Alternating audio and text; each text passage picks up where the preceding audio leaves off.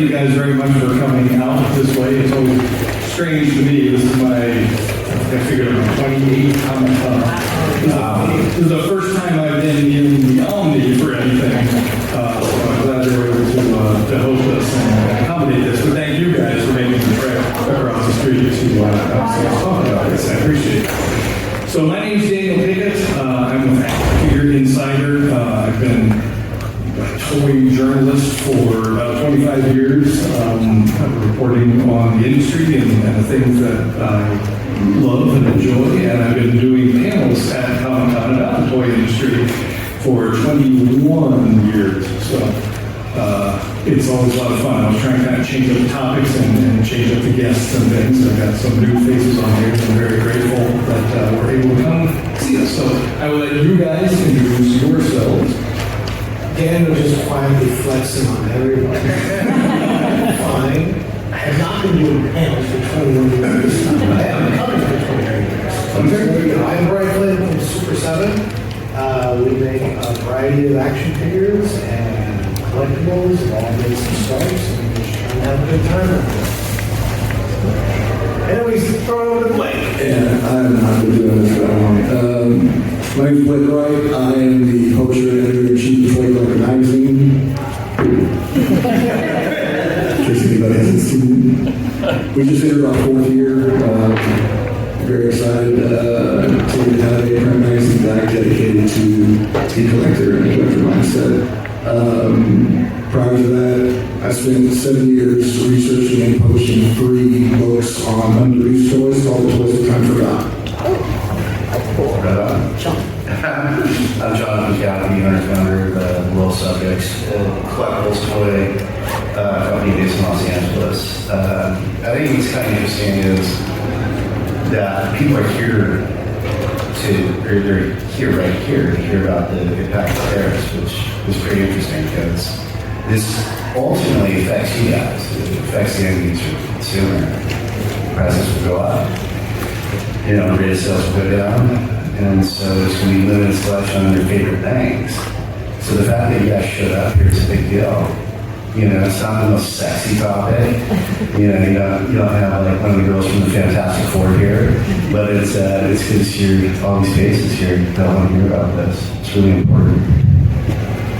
Yeah, and it was interesting just kind of putting this together. There's quite a few folks that I reached out to, and some people weren't comfortable talking about this topic, some because of their parent companies and things like that. But I know these gentlemen Name names. Not naming names. I respect their own decision, but I'm going to approach this I'm going to be the dumb guy in the room because this is not what I do for a living and have to deal with on a day-to-day basis. But we know under the past administration there were some tariffs and toys were exempt from that. And then I don't have to go through the whole history of things, but at one point in this current administration, they levied a really heavy kind of bonkers tariff on things. And I know that the Toy Association has been working very diligently trying to carve out something for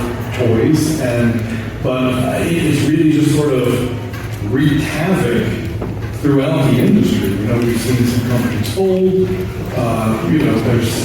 It's just been really sort of strange. I see people adding like a tariff sort of guess, some of the retailers and things like that. So can you guys kind of tell me from your perspective, like how it has impacted you and kind of what you have, how you navigate it? Because it does also feel like it's kind of an ever-changing.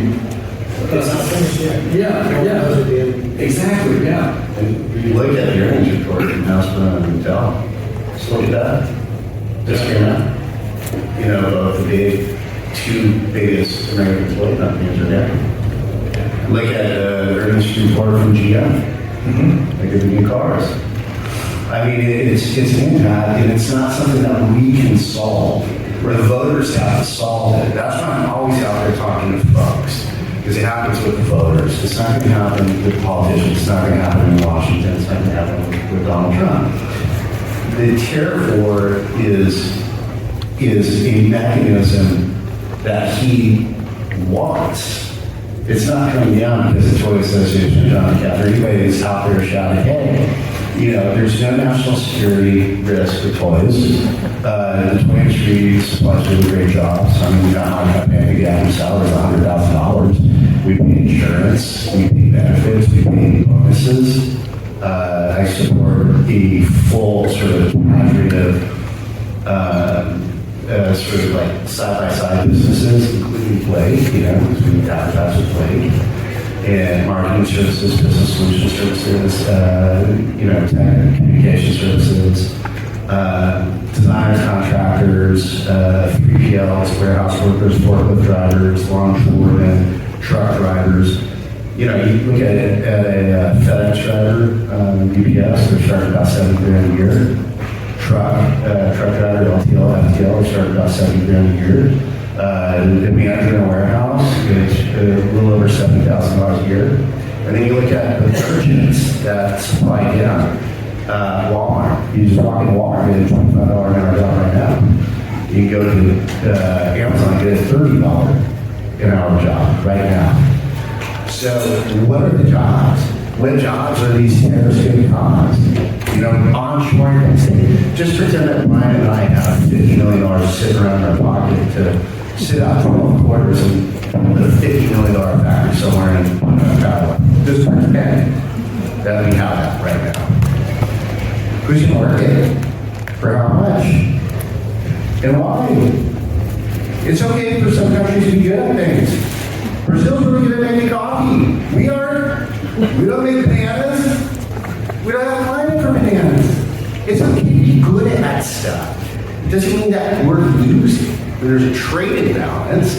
It means we're winning. We're bringing high quality, high paying jobs here in the United States. And we actually export that out to other countries. Not only are we doing that here in the United States, just the systems that create a more balanced sort of economy on tariff-free items that don't hold a national security risk is only beneficial to Americans, including the availability of low-cost goods that benefit all of us. It has been benefiting all of us. Between clothing, cosmetics, things that just bring joy to our toys. So there is been national security risk with tariffs. It's not about jobs. This is just taking a sledgehammer to the world economy and puffing up the chest. But there's no benefit here. The benefit is already here. We already pay people really well. The ecosystem pays people really well. I know your company's trying to, you guys trying to push people the whole thing. I mean, it's like entrepreneurs like us. What we do is we just reinvest. We invest here. We hire people at good salaries. And then we're able to reward everybody by a low-cost consumable that's value-driven. Because all of you guys work your ass off. And any dollar you spend, you have to discern what you're going to do with it. Even in your own joy, discern what am I going to do with my dollar. And so we're honored if any of you guys choose us. There are millions of choices out there. To me, you know, I've sold 30-some-odd million toys. And to this day, it blows my mind if somebody shows up and goes, I want your something you did.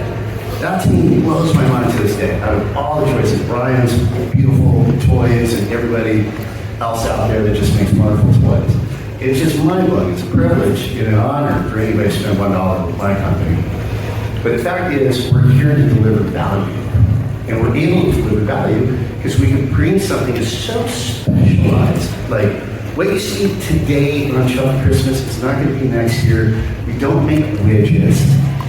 There's nothing widget about this. There's nothing automated about it. It's high construction. Tooling that is obsolete after a year. This is really customized stuff at a low cost to bring a little joy, a little pleasure in your day. And that's what our job is. And this is making it harder to do that.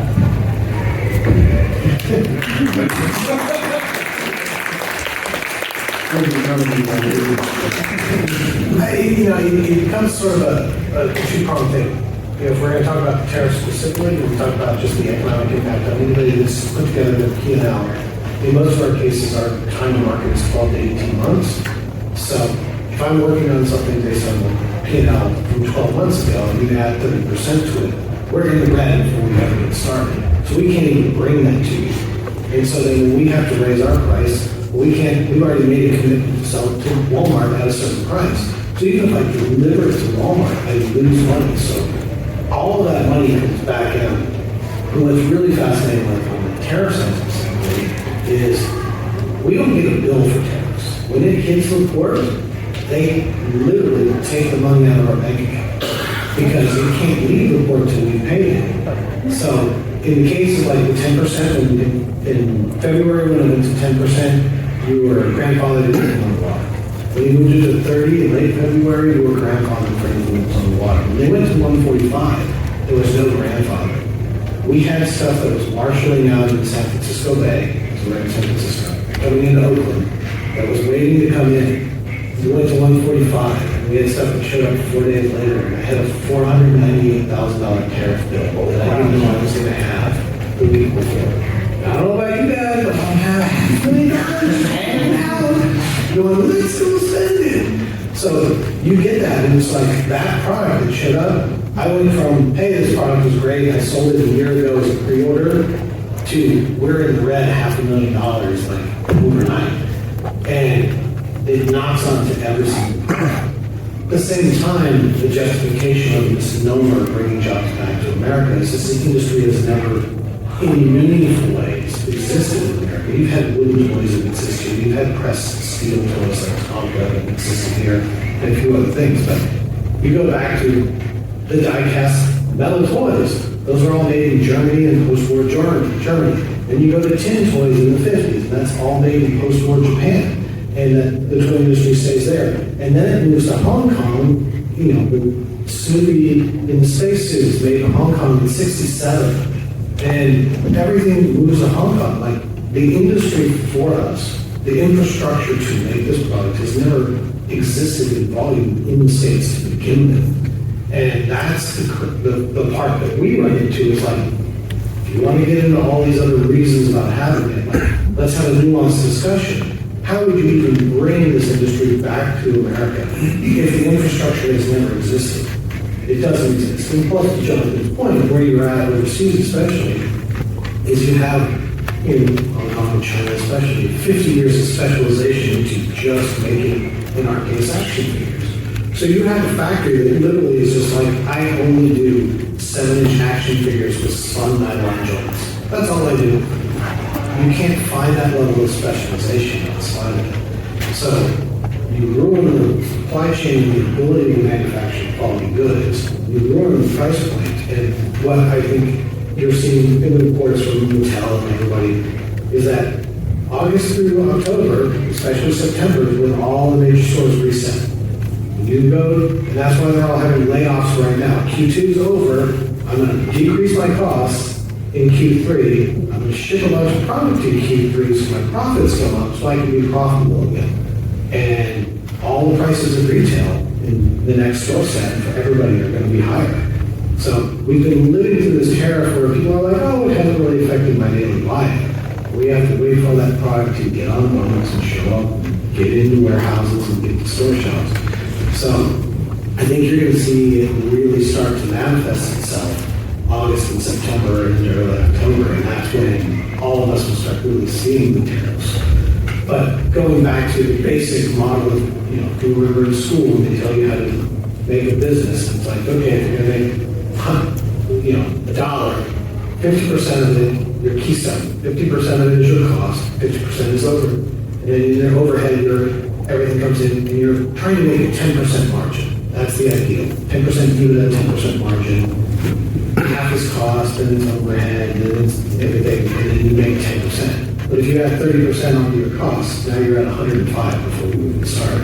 So you can't even be profitable in the businesses that you've set up that have been running for, in our case, 24 years. I went to a different school. Brian had some interesting points, and one of the points I made was that the die is cast a long time ago. So for what you see on the shelf in spring, we're doing the development for that last spring. So anything that was like hitting tariffs, that tooling started last year for anything to deliver this spring. So once that happens, everything just stops. Well, to be fair, both of us right now will be in zones like we're completing our work for San Diego 2026 right now. Like we're done. Yeah, exactly. I mean, you're talking about tool items. There's a process between design development, especially where we deal in licenses. We got other partners. There's the franchise partners, which are the people that own the IP. And so they have an approval process. None of the stuff is just done and snap your fingers. It all has pretty long lead times, especially when we're dealing with retail like Walmart and Target. Like we're pitching Walmart right now for fall of 2026. That's how long those lead times are out.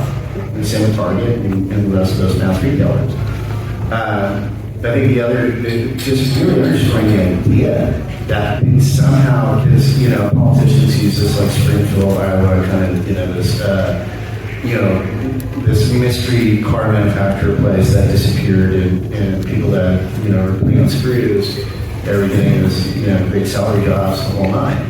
It's not the world we live in anymore. For one, half of those states are union investors. They don't want unions in their states, so they don't want people putting on screws for $7,000. They don't want to do that. And plus, all those jobs became automated, so that job doesn't exist. So the politicians are just lying. Those jobs do not exist. The thing is that the jobs gradually migrated to better jobs for many people. And that's in innovation, that's in design, that's in ideas, and that's what we really export. The Americans are really good at exporting innovation. There's a reason that California is the fourth largest economy in the world, because that's what we do. We export innovation. So we don't, and if you guys looked at the job numbers, there's a deficit, unemployment deficit, it's like historic all-time lows. And then we actually don't have the labor pool to bring people in to do low-cost manufacturing, even if that was something to counter it. We just deported most of our labor force, so we're at labor reduction. And I think there's even today, there's 480,000 manufacturing jobs that are outstanding that aren't even filled. So we're going to do what? We're going to bring a bunch of factory jobs back that nobody can fill. I mean, come on. The facts are the facts.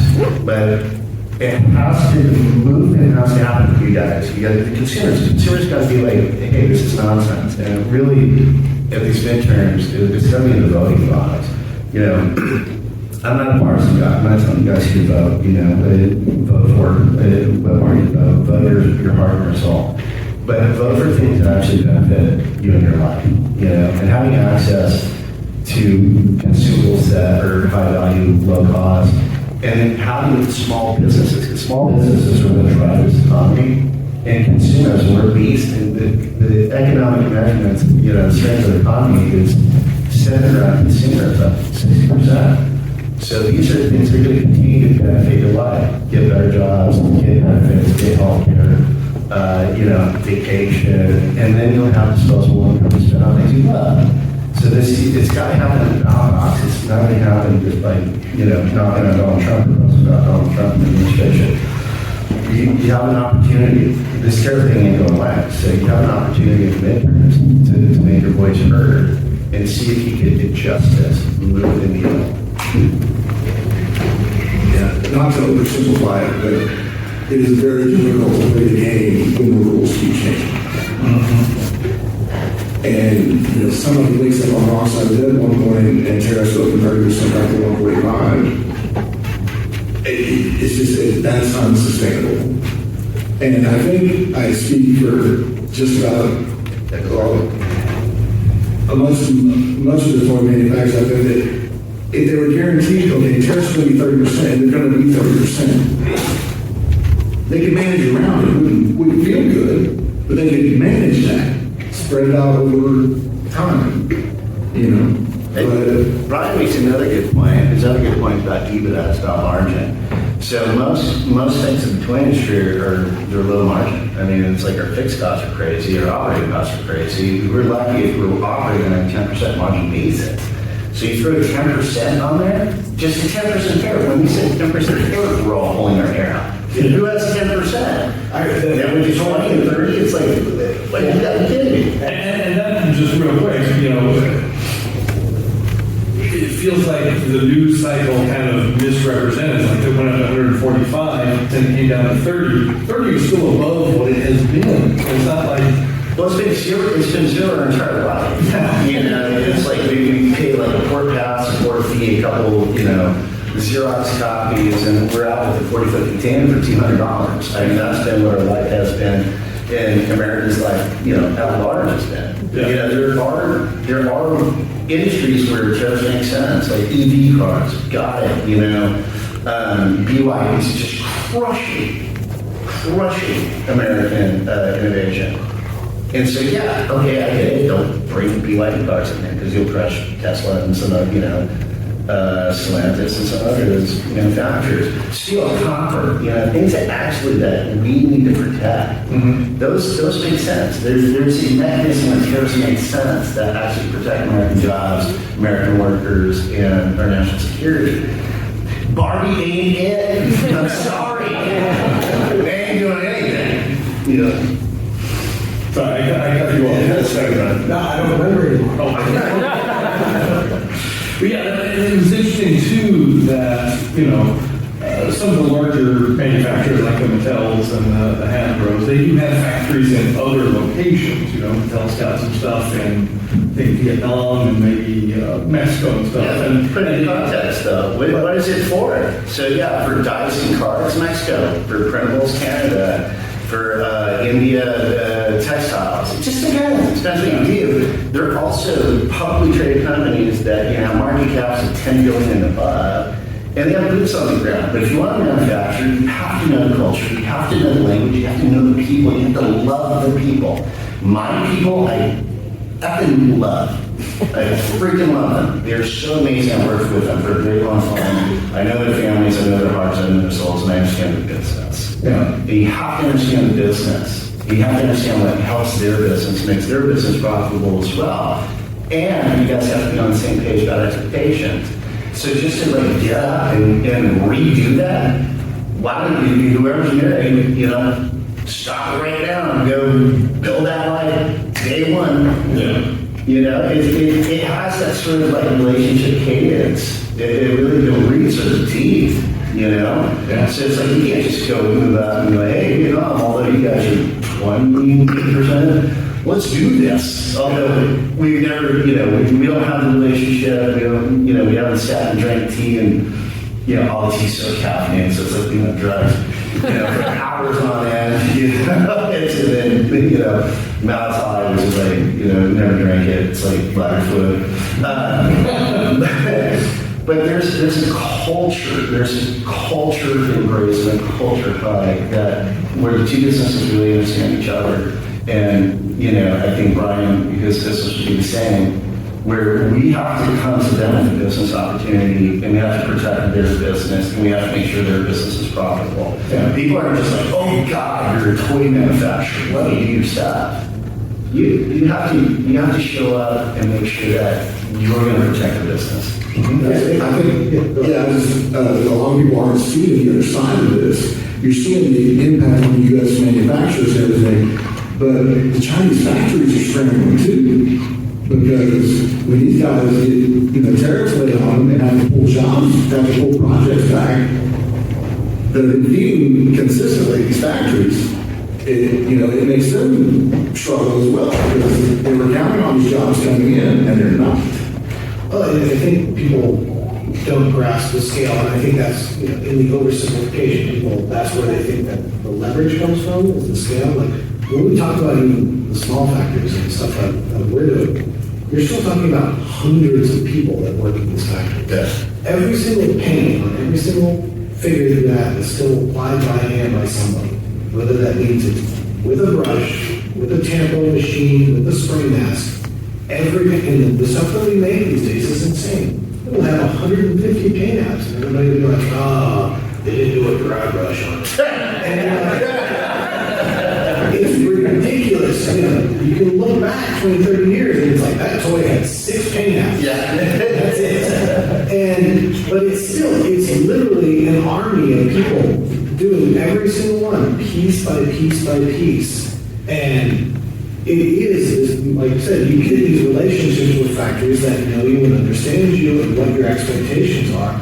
You're not just supporting them, you're supporting this whole group of people. That's true.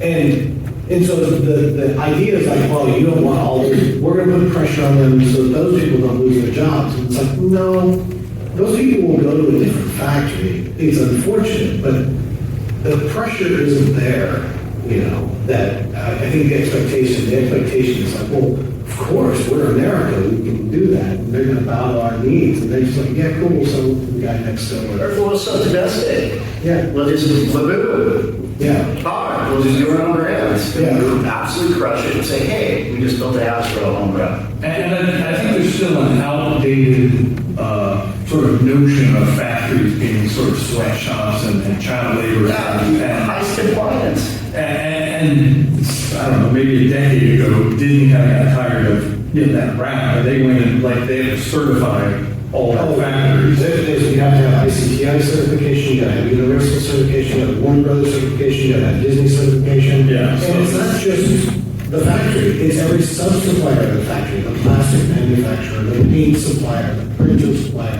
Everybody's gotta be certified, everybody, like, They're actually over-policed. I mean, there's factories in downtown LA. It definitely in apparel business. It doesn't come close to the compliance of Chinese factory. They're over-policed because of certain misconceptions and misgivings about the Chinese. Yeah, I mean, you have to, like, I've been there 80 plus times. I mean, basically spent years of my life there. I mean, the true heroes of the world subjects are suppliers. I mean, we all take way too much credit for this stuff. Way too much. Those guys, they grind, they care, they want to do a great job. There's a lot of heart and soul in it. I know, like I said, I know the families and other kids, you know. And then, as Brian's saying, most of the people that are contractors, they're not employees, they're contractors. So when tariffs come, they basically just drop all the contractors, you know. And those guys go back home and start coffee shops, maybe and start a new business or something. But the guys that are hurting, you know, are the guys that are these entrepreneurs, who just small business guys, just like us, same value systems, want to do right by the family, want to send their kids to good schools, want to, you know, big, you know, contributing members to the community. They're exactly like us, and we share the same values. And so the myth about these Chinese entrepreneurs, it's got to be brought down. I mean, these are some of the most loving, caring, loyal people I've ever encountered. You know? yeah, I mean, I think all of us will go into that sort of thing. We're all more alike than we are dissimilar. You know, and same thing happens around the world. So. And that I felt like something that was really lost on, you know, again, that sort of general news cycle and clamor about this sort of thing is, you know, even if you're on the side of tariffs or that sort of thing, without having, you know, just to randomly impose these things with no thought of infrastructure, like no build-up, no, you know, like we talk about, like the, you know, some factory that used to build cars, like you can't just go in and flip a switch and now it makes action figures. Like it's not there. And then to build that. Those jobs don't matter. They're not. We already have the jobs. We're already covering the spread. Yeah. And the spread that we're covering is way better here in the United States.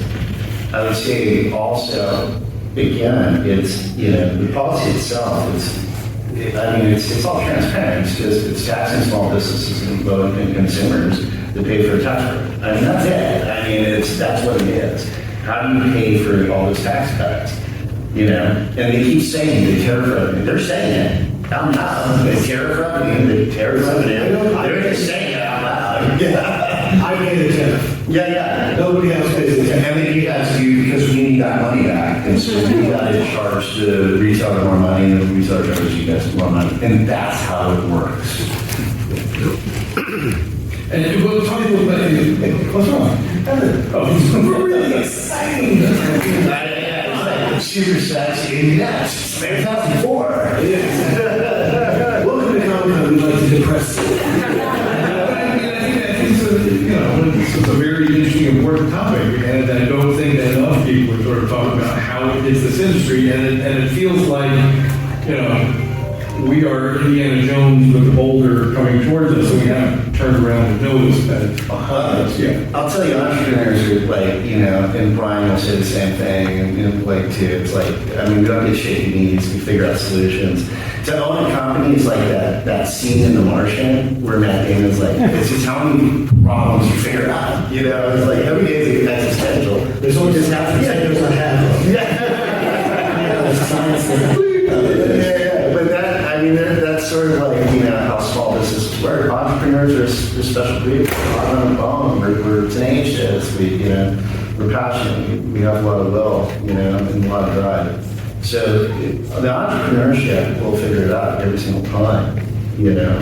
And for me, it's not, you know, for what we do, it's not so crazy. It's like, you know, $5 collectible at Five Below is $6. Okay. Yeah, it's $6. And then, like, you know, something we have at Walmart that's $12.99 is $14.99. I mean, that's kind of where we're at in that sort of scale. And it's stuff that's a little bit more price elastic, like things that you guys like, you know, maybe Master Runs and a lot of great things that Brian's doing. Those things have some elasticity because it's driven by passion and sort of scarcity. You know, we don't make a lot of it because there's no full open swag market to it. It's a very specialized niche audience. So that has a need. I need to get it because sure, it's kind of one and done toying for a lot of it. You know, you don't go back to that often. So, you know, I think where we are, there's some cool, like, right signs to this whole idea, but it's the retailer's ability to plan that is, like, everything got pushed back. Yeah. And that sort of like depresses a bit of it. There was a lot of talk initially, you know, when the tariffs were really high about stuff not leaving or, you know, ports being empty and that sort of thing, and that we were going to start seeing the effect coming this holiday season. We think that's I think what Brian says is true.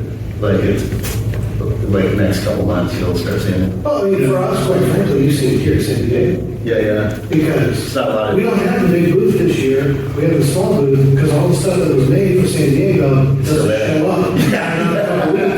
Because we had to stop manufacturing for 2 months. That's correct. So we rushed and paid extra to have everything from Godzilla pop up. We had the Sesame Street stuff come up. But everything else, even turning it back on, how quick can we get it to us to 30%? It's showing up in my warehouse next week, the week after it. And that's with pushing, like, full elbow on the throat, kind of like, how do we get this out tomorrow? Oh my God, come on, go, tell them. That's And, so it's the same thing. We ended up in the end, rather than having our 20 by 80 gigantic booth, we called Justin up. I was like, I don't have anything to sell other than one thing. Can we just take a year off? Come back next year, big? It's true. We worked it out. I mean, so that's, you know, and then we're able to move faster. The big guys don't move near as fast as we move. So you're going to see a lot of it. And like I said, just because it's 30% to me in cost, doesn't mean it's going to be 30% of retail. It's going to actually, everybody takes their piece and then it gets bigger and bigger. So it's going to be, like I said, in the next couple of months, I think it's going to be a big shake-up for a lot of people. But then secondarily, for all of us as businesses, when it went to 145, most all of us had to take a pause. Everybody just stop, yeah. Everybody just stopped. Yep. Well, that means that in the case of if it's ready to come out of the factory, you know, that's 2 months on the water. You know, it's got to get to the port and get on the boat and get to the port and get here. That's 2 months before it shows up. Well, for 2 months, no one was making anything. So that's 2 months of all your revenue. It just disappears. So not only am I trying to sort out this 30% tariff, I've also got 2 months where it was like I was expecting, you know, 1/6 of my yearly business to go up. Just doesn't happen. And you try to accelerate and bring some of it in, but you can. But then, as we're going through it, everybody's like, oh, well, next year's going to be fine. Well, I got to pay for next year now. But I didn't bring product in to sell. And I had to pay 30% more. So how am I going to pay for next year? It's this crazy thing. But like John said, we'll sort it all out. But it's not going to be fun. Yeah. That's why we made toys, because it's fun. And the bigger companies aren't trying to hide the fact that prices are going up. I mean, Chris Cox, the CEO of Hasbro, was just on CNN 3 weeks ago and said in August through October is when you're going to see it. You know, I mean, we're already dealing with $50 Marvel Legends. So that's a single action figure that's $50. You know, a 6-inch action figure. So, I mean, they're probably not going to go standard 6-inch figure at retail is already 30-ish, right? It's 25. So, don't be surprised when you go to Walmart and that same toy's $40 before you get here. It's just reality. And by the way, you get other panels where we can talk about design innovation. That's not too. But yeah, no, this is a serious stuff. It's a serious thing because it really affects everybody here, up here. So we're trying to like the messengers of saying, hey, this is how it really works. This is what's at play. This is a nonpartisan conversation. You know, it's politics. I'm not a politician. I don't plan to be. I have no stakes in politics. I don't. But I do know that bad policy does affect you. It affects me. It affects my wife. It affects my sister, her kids. I really, when I'm out here, like I've done interviews on BBC, NBC, all talking about the subject. Over the last 3 months, there's all sorts of stuff. And my main focus is protecting jobs. It's just protecting you guys. That's it. I'm so solely focused on protecting high-paying good jobs. That's all I care about. I care about you guys.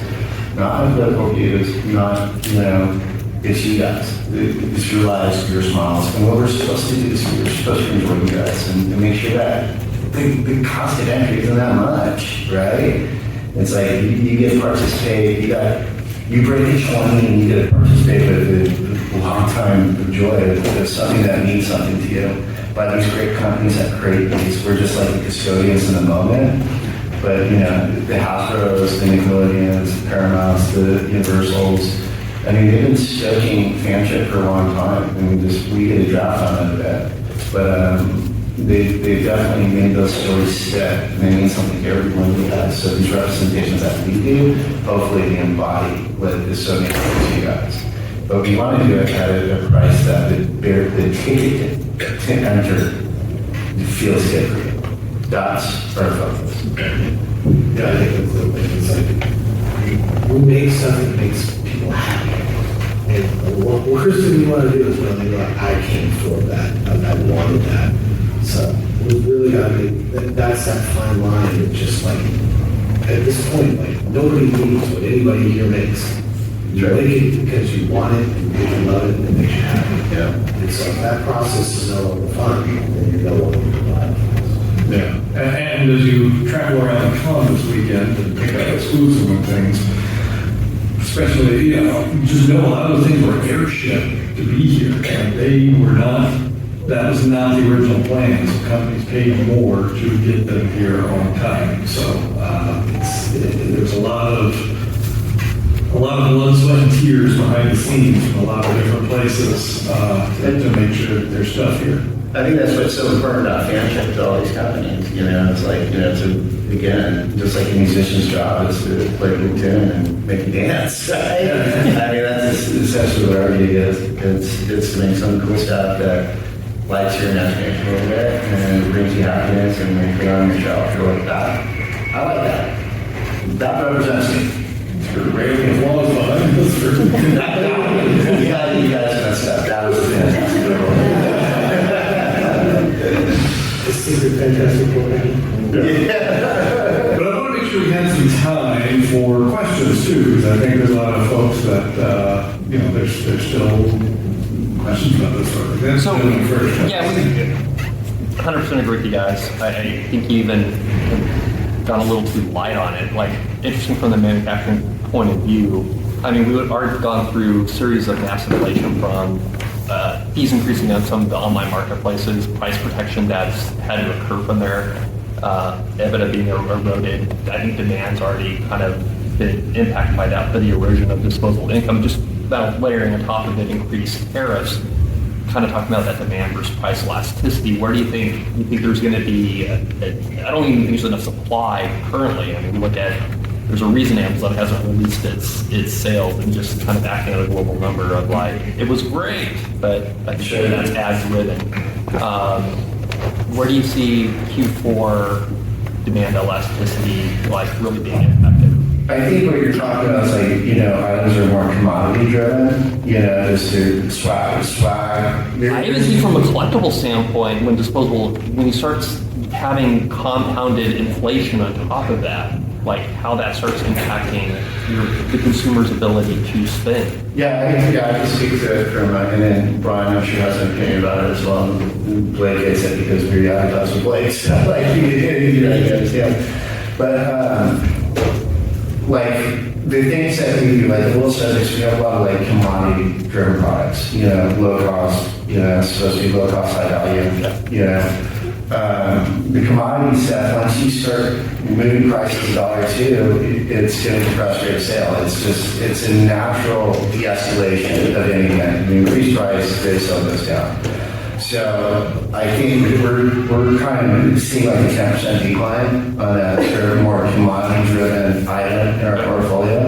The things that are more like collector FOMO, let's say just because there's no place on earth to get it and there's not a lot of it, that piece of the business seems to be picking up for us, for sure. And again, it's an easier bridge to cross if you have like something that's 100 to 120. It's just an easier bridge. You're already in the I'm going to pay $100 camp for it, right? So if you're going to pay $100, you probably pay 120. It's like buying a dog ticket right now. It's like, oh god, it's more than that kind of like I must have kind of idea for collectors. That part of the business is really elastic for us. The commodity piece of the business is where you'll see the pressure because it's all value driven. It's all price driven. So Walmart, Target, some of those things are in the $13 to $5 range. Even if it takes up a $5, you're going to see a small compression because people have a memory that it's $5.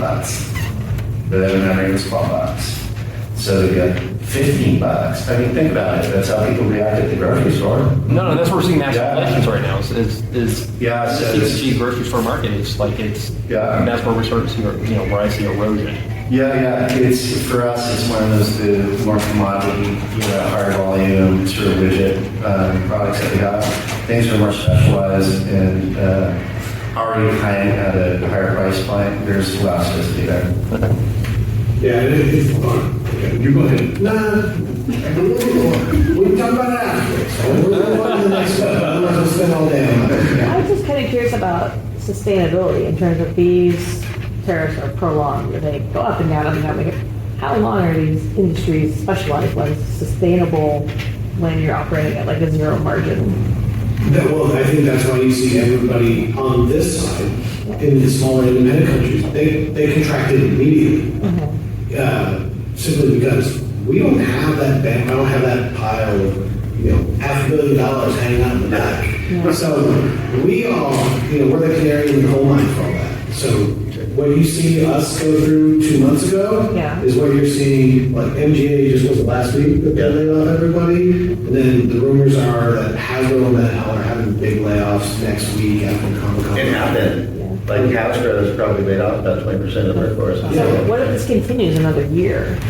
Well, the thing is, one part is if it fixes. If you're saying that 30% becomes a fixed number, because it's still variable. It could change at the end of the month. If it becomes a fixed thing that you can plan against, and the goalposts don't change, then you get to a new equilibrium. But if it continues to fluctuate and move,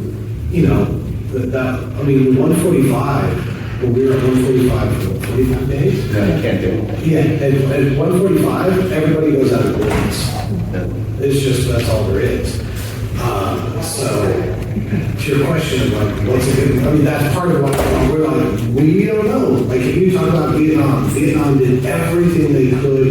They allowed development that they weren't supposed to allow. They did all this stuff to curry favor and everything, and they finally ended up getting they were only going to be at 20%, but then the final deal was 25%. Like, they did all this work to try to appease the government to get better rates and everything, and right now they're 5% different than China.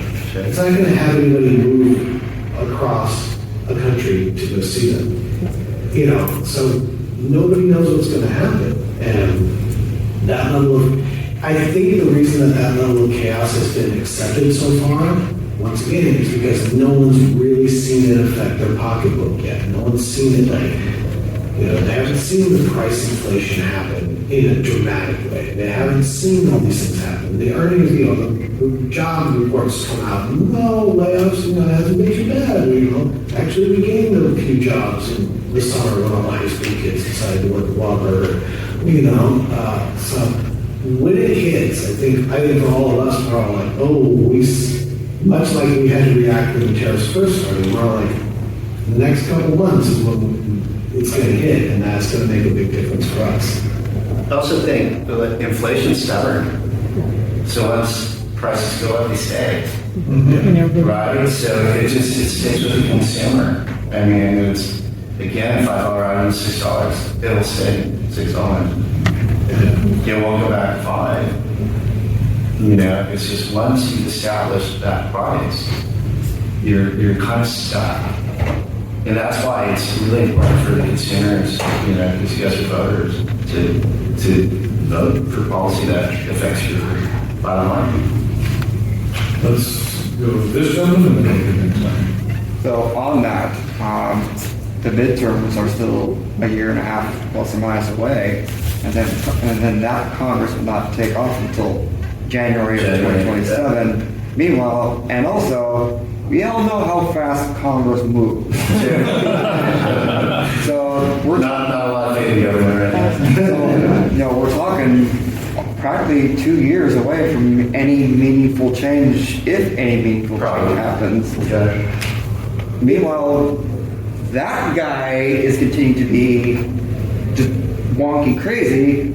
What can we do for either expedite it or how can we When you survive? see him move when there's the outrage limit meter hits a certain point, he goes, oh, maybe you should go over here a little bit. Well, maybe we don't want to make farms, you know, because all those guys are mad right now. So I think that's part of it is the voting, part of it is just the general sentiment of outrage rather than acceptance or begrudging acceptance. Yeah. You know, and as much as he is mercurial and no one knows what's going to happen next, I don't think he does. You know, he does respond, not which way the wind is blowing, but when the hurricane picks up, he then responds. So that's going to be the thing. It's like everybody's just got to be loud as hell. I All about the ratings, yeah. I agree with Brian. And that's why it's like, it was interesting to even see anybody here, to be honest with you, because it's such an unsexy topic. But like, But you people are sexy. He's got the ass right there. That stands for sexy, right? yeah, I mean, it's really everybody just being, once the public sentiment is underwater on some of these subjects, it's like policy changes. I think Brian's still right. He's focused on public sentiment. And so if the public is like, enough's enough, I don't want to pay any more money, I don't want to lose $3,000 a year on consumables. Once the public says that, then the policy shifts, you know. So it really is about all you guys. There's only so much we can do. You know, a lot of these guys, I get on news channels, you know, and talk to magazines, Wall Street Journal, to everybody, and say, just get from a small business point of view, you know. But the needle's been about with you guys. You guys are the public. You're the democracy. Yeah.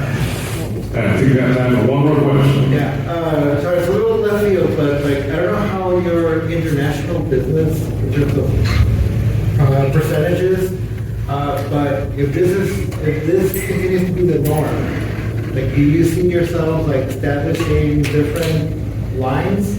I think everybody immediately goes straight to like, okay, I got to figure out how I'm dealing with all my international distributors. I got to set up a 3PL in this country and this country, because normally it's like some of that stuff, especially with smaller distributors, it still comes here first before it goes up there. Everybody immediately was like, all right, none of that product comes to the United States anymore. I mean, even more so, what is that customer looking for? Rather than like, this is what my American customer is looking for, and I'm exporting it to like-minded customers, it immediately shifted. Yeah, I think it's right. It's like the FOB business. It's just like, go figure that. Like, go figure that. But part of that is Europe's in a sort of recession, as the whole union over there is. So it's like, you know, there are some cracks economically in Europe. So still, America's the strongest economy and it's the biggest consumer class. And Europe isn't a monolith. They don't like the same thing. So it depends, especially where we deal in some of these specialized licenses, you know, but things like, you know, they like Marvel, you know, some of the more mainstream things that they have like that global sort of deal. But I mean, I'm not going to sell a gem in Europe because it doesn't mean anything to them, you know? It's like, She's not outrageous. It's truly outrageous. you know, I mean, we sell to like collector markets there, but like, you know, it's not a move the needle kind of thing. Yeah. A lot of these things mean something here. Yeah, every country over there had different stuff that was brought in. So what was popular in Germany was not popular in Spain, which is different than what they had in France, which was different from what they had in the UK. And it's just like, you never know. Like, Micronauts is huge in Italy. Nobody else in Europe cares. But man, you go to Italy, it will kill you. Beware of micronauts in Italy. Exactly. I mean, I'm from one more question. Oh, this. So I wanted to ask you, you are more or less explaining the situation we are in, but I wanted to ask you to summarize how threatened is your sector? Because people, well, you mentioned the rates, people will protest against these because it's food after all, but there are so many things that are affecting people with the tariffs that, boys, please don't kill me. It will be the last of the Oh, we're How threatened, like, after people protest or express a sentiment because of this specific, and how can you see your sector, your industry, your whole life? I don't think it's limited to our sector, though. That's the point. We're using this as the one that we can speak with authority to. But what's happening to us is going to be no different than what's happening to your detergent or your food or your clothing or any of these other things. So it's going to be a holistic tariff rejection. Is it beef at like 8%, or 8 or 10%? And we import a lot of beef from China. So you're already seeing it in those sort of like products. All right, so to wrap up, I just want to have you guys say where people can find you, look for your product, and support you guys. So we'll start with that. Okay, yeah, Walmart, Target, Amazon, thelowsubjects.com. You guys need to shop with us direct. Hot Topic, 5 Books, pretty much every mass or specialty retailer. And what's your booth here also? Man, I should know the number. Right where he is, like close to him. We're right across from Marvel. Yeah. So if you see Marvel, just kind of look towards the ocean. You can find me right here because that's where I'm. ToyCollector.com or on social media at ToyCollector, Facebook.com/ToyCollector. You're Target. Oh yeah, as far as the magazine, yeah, Marshall Level Books a Million. We just did a deal to go into a bunch of Publix grocery stores. Starting with this next issue, we're going to be in 120 Walmarts up in the Northeast. We're now available in Canada, Australia, the UK, Germany, Sweden, Norway. In short, he's crushing it. Yeah. And I also write for the magazine. A little bit biased. Super 7, so here at the convention, you can find us at booth 2343, doing a collaboration with Sesame Street and Lorraine Cookies. We've also got an entire Godzilla takeover over at 701 8th Avenue, corner 8 and G. And then you can find us online at super7.com. And then depending on what lines you look for, same thing. There's stuff at Target, Walmart, Books A Million, FYE, any place that you can imagine. We're trying to find ways to house it there. And I'm at actionfigureinsider.com and also at actionfigureinsider on most of the social media stuff. But really thank you guys again for coming out and hearing this. You are definitely.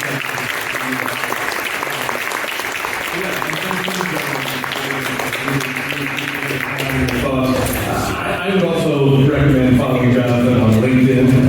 He posts some of his thoughts and feelings on there. They're very, you've seen here how very interesting about this. So, thank you, everyone. Job. Good job.